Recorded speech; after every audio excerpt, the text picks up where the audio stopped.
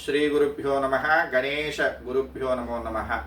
ఈరోజు Shri Guru Karthikeyam devotional and astro YouTube channel ప్రేక్షకులు స్వాగతం. మహాగణపతి గురించి విశేషంగా చెప్పుకుంటూ ఉన్నాం. మనం ప్రతి ఎపిసోడ్లో కూడా గణపతి గురించి మీరందరూ అనేక రకాలైన విషయాలు తెలుసుకుంటున్నారనే విషయం మాకు చాలా ఆనందంగా ఉంది. అయితే ఈరోజు విద్యా గణపతి విద్యార్థులకి అంటే ఎక్కువ పరీక్షల్లో ఉత్తీర్ణత కోసం మహాగణపతిని ఆరాధించటం, అలాగే విద్య సరిగ్గా ముందుకు సాగనటువంటి వారికి విద్యా గణపతి ఆరాధన ఏ విధంగా చేయాలి అంటే విద్యా గణపతి ఆరాధనకి కావాల్సినటువంటి మీ దగ్గరలో మీ గ్రామంలో ఉన్నటువంటి మహాగణపతి యొక్క ఆలయానికి వెళ్ళండి. పొద్దున్నే బుధవారం అంటే గణపతికి బుధవారం చాలా విశేషప్రదమైనటువంటిది. తలస్నానం ఆచరించండి. ఉదయాన్నే బ్రాహ్మీ ముహూర్తంలో అవకాశం ఉన్నంత వరకు ప్రయత్నించండి.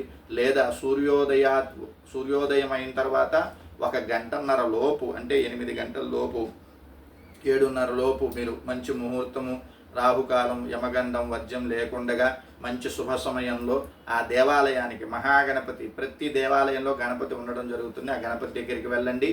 ప్రధాన దేవతకి 5 ప్రదక్షిణాలు లేదా 9 ప్రదక్షిణాలు 3 ప్రదక్షిణాలు చేసుకోండి. మొట్టమొదటి గణపతి దగ్గర నుంచి ప్రారంభించండి.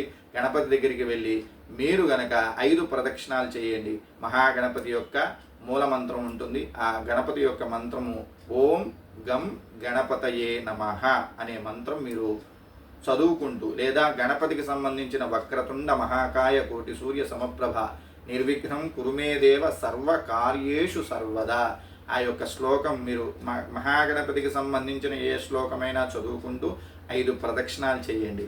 అలాగే గణపతి యొక్క సన్నిధానంలో కూర్చోండి. గణపతి యొక్క సన్నిధానంలో కూర్చున్న తర్వాత మీరు ఎక్కడైతే చదువుతున్నారో ఏ విధంగా ఏ విద్యనైతే మంత్ర విద్య లేకపోతే మీ యొక్క లౌకిక విద్యలైనా ఏ విద్యలైనా యోగ విద్య అయినా ఏ విద్య అయినా సరే సాధనకి ప్రారంభంగా గణపతి ఆటంకాలు లేకుండా గణపతిని అనుగ్రహించమని చెప్పేసి మీరు ప్రదక్షిణ చేసి కూర్చున్నాక శ్లోకాన్ని మంత్రాన్ని ధ్యానం చేయండి. ఆ యొక్క మంత్ర విధానము శ్లోక విధానం తెలియగోరుచున్న వారు మన ఛానల్ ద్వారా సంప్రదించినట్టయితే నెంబర్కి ఆ మంత్ర విధానం కూడా చెప్పడం జరుగుతుంది. విశేషంగా మీకు చేసే విధి విధానాలతోటి చెప్పడం జరుగుతుంది. ధన్యవాదాలు.